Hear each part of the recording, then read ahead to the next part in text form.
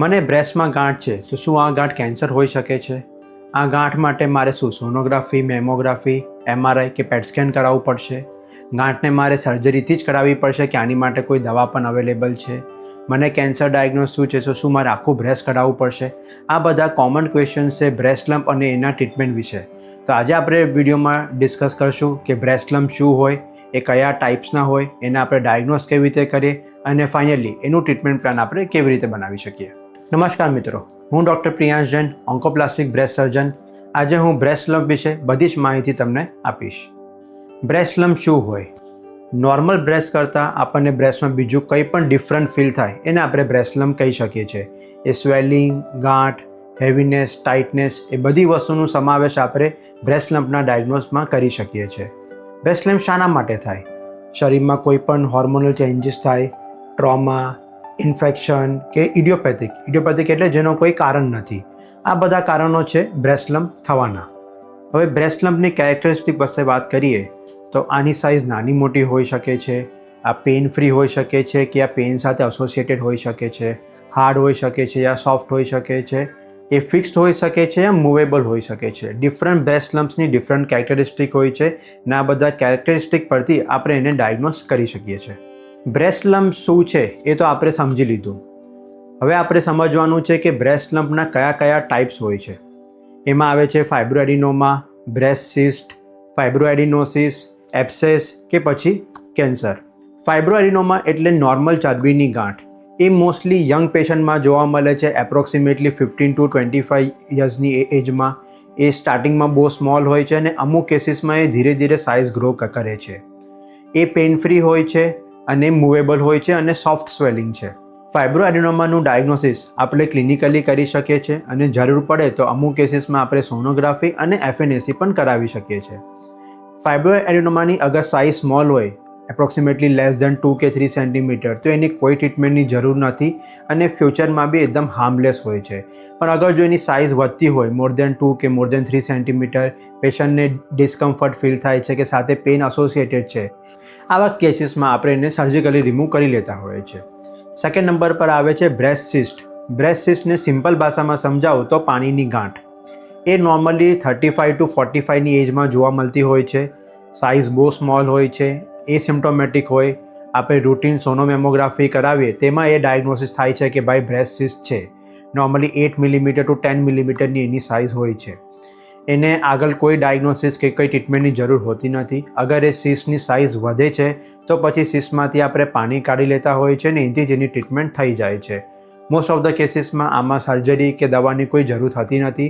આ એક routine hormonal changes છે જેના કારણે આ બ્રેસ્ટ સિસ્ટ ડેવલપ થાય છે. થર્ડ નંબર પર આવે છે ફાઇબ્રોએડિનોસિસ. મોસ્ટ ઓફ ધ વિમેન જ્યારે મિડલ એજમાં હોય છે ત્યારે એમને બ્રેસ્ટમાં થોડું હેવીનેસ ફીલ થાય, લમ્પીનેસ ફીલ થાય, પેઇન થાય, તો ત્યારે એ લોકો સોનોગ્રાફી કરાવતા હોય છે. એમાં રિપોર્ટિંગમાં આવે છે ફાઇબ્રોસિસ્ટિક ડિઝીઝ યા ફાઇબ્રોએડિનોસિસ. તો આ શું છે? બોડીમાં જેવી રીતે હોર્મોન્સ લેવલ ઉપર નીચે થાય તો બ્રેસ્ટમાં થોડું હેવીનેસ અને ગઠાણ જેવું બની જાય. ત્યારે રેડિયોલોજિસ્ટ જોઈ તેમને એવું લાગે કે બ્રેસ્ટમાં માસ જેવું કલેક્ટ થયું છે, એને રિપોર્ટિંગમાં આવે છે ફાઇબ્રોસિસ્ટિક ડિઝીઝ યા ફાઇબ્રોએડિનોસિસ. આ એક બિનાઇન કન્ડિશન છે અને આમાં કયા જ એબનોર્મલ નથી. જેવી રીતે બોડીમાં હોર્મોન્સ લેવલ ચેન્જ થાય એવી રીતે આપણા બ્રેસ્ટનું કમ્પોઝિશન પણ ચેન્જ થાય. તો જ્યારે આપણા હોર્મોન્સ લેવલ પીક પર હોય ત્યારે બ્રેસ્ટનું માસ જેવું ફોર્મેશન થાય, આપણને પેઇન, હેવીનેસ અને લમ્પીનેસ ફીલ થાય અને ત્યારે જ આપણે સોનોગ્રાફી કરાવીએ તો રેડિયોલોજિસ્ટ એને ફાઇબ્રોસિસ્ટિક ડિઝીઝ યા એડિનોસિસ તરીકે એને રિપોર્ટિંગ કરે છે. આની કોઈ સ્પેસિફિક ટ્રીટમેન્ટ કરવાની જરૂર હોતી નથી. ટાઈમ સાથે સાથે ઓટોમેટિકલી રિઝોલ્વ થઈ જાય છે.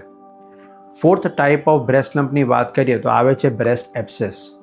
બ્રેસ્ટ એબ્સેસ એટલે બ્રેસ્ટમાં થતું કોઈ પણ ઇન્ફેક્શન. એ અક્યુટ હોઈ શકે છે યા ક્રોનિક હોઈ શકે છે. મોસ્ટ ઓફ ધ કેસીસમાં જે લેક્ટેટિંગ મધર હોય યાની બ્રેસ્ટ ફીડિંગ મધર હોય તેમાં બ્રેસ્ટના માઉથમાંથી અગર કોઈ બેક્ટેરિયા નિપલમાં ટ્રાન્સફર થાય ત્યારે બ્રેસ્ટમાં ઇન્ફેક્શન સ્પ્રેડ થઈ જાય છે અને પસ ફોર્મેશન થાય છે. બ્રેસ્ટમાં લમ્પ જેવું બને, પેઇન થાય, રેડનેસ થાય અને સાથે ફીવર પણ આવે. તો આને કહેવાય અક્યુટ બ્રેસ્ટ એબ્સેસ. આની ટ્રીટમેન્ટમાં આપણે એન્ટીબાયોટિક યુઝ કરીએ અને અમુક રેર કેસમાં જરૂર પડે તો આપણે નીડલથી એ બધું પસ આપણે એબ્ઝોર્બ કરી લઈએ યા તો સ્મોલ કટ આપીને બધું પસ આપણે બ્રેસ્ટમાંથી ડ્રેન કરી દેતા હોઈએ છીએ. આમાં બીજી વેરાયટી આવે છે ક્રોનિક બ્રેસ્ટ એબ્સેસ. જે નોન લેક્ટેટિંગ યા નોન બ્રેસ્ટ ફીડિંગ પેશન્ટમાં થાય છે, જેમને વારંવાર બ્રેસ્ટ એબ્સેસ થાય છે, ઘડી ઘડી એન્ટીબાયોટિક લેવી પડે છે, તો એને કહેવાય છે ક્રોનિક બ્રેસ્ટ એબ્સેસ. એના કોઝિસ છે ટીબી કે અમુક ગ્રેન્યુલોમેટસ ડિઝીઝ યા ઓટો ઇમ્યુન ડિઝીઝ. એની આપણે સ્પેસિફિક ટ્રીટમેન્ટ કરવી પડે, જેમાં એન્ટીબાયોટિક, સ્ટીરોઇડ્સ અને ઇમ્યુનોસપ્રેસન્ટ આવે છે. જો લોંગ ટર્મ સુધી આપણે પ્રોપર ટ્રીટમેન્ટ ફોલો કરીએ તો ક્રોનિક એબ્સેસ ઓટોમેટિકલી સોલ્વ થઈ જાય છે. Fifth and most important type of breast lump જે બધા લોકો ડરતા હોય છે એ છે બ્રેસ્ટ કેન્સર. બ્રેસ્ટ કેન્સરની શરૂઆત એક નાના ગાંઠથી થાય છે જે યુઝ્યુઅલી પેનલેસ હોય છે. હવે એજનો એવો કોઈ ક્રાઇટેરિયા નથી. 20 યર્સથી લઈને 80 યર્સ સુધીને બ્રેસ્ટ કેન્સર ડાયગ્નોઝ થઈ શકે છે. એ જે લમ્પ હોય છે તે ધીરે ધીરે સાઇઝમાં ઇન્ક્રીઝ થાય છે. જ્યારે આપણે ક્લિનિકલ એક્ઝામિનેશન યા સેલ્ફ બ્રેસ્ટ એક્ઝામિનેશન કરીએ ત્યારે આપણને આ બ્રેસ્ટ લમ્પ વિશે ખબર પડે છે. ત્યારે આપણે તરત એને ચેકઅપ કરાવીએ તો બાયોપ્સીથી આપણે એને ડાયગ્નોઝ કરી શકીએ કે આ બ્રેસ્ટ કેન્સર જ છે, અને પછી ઓન્કોલોજિસ્ટ દ્વારા આની એક પ્રોપર ટ્રીટમેન્ટ પ્લાન બનાવવાની હોય છે. તો આ વિડીયોમાં આપણે જાણી લીધું કે બ્રેસ્ટ લમ્પ શું હોય અને એના કયા કયા ટાઈપ્સ હોય છે. મારી ઓપીડીમાં અને ઇન જનરલ મેં આ નોટિસ કર્યું છે કે કોઈ ફિમેલને અગર બ્રેસ્ટ લમ્પ ડાયગ્નોઝ થાય તો તરત જ એને ફિયર થઈ જાય છે કે આ તો કેન્સર જ છે. બટ આપણે એ જાણવું જરૂરી છે કે most of the breast lump બિનાઇન હોય છે, ના કે કેન્સર. જો તમને આ વિડીયો ગમ્યો હોય તો લાઇક, શેર અને સબસ્ક્રાઈબ કરો, તો તમારા એક શેરથી કોઈ ફિમેલને રાઇટ ટાઈમ પર રાઇટ ડાયગ્નોસિસ મળી શકે છે.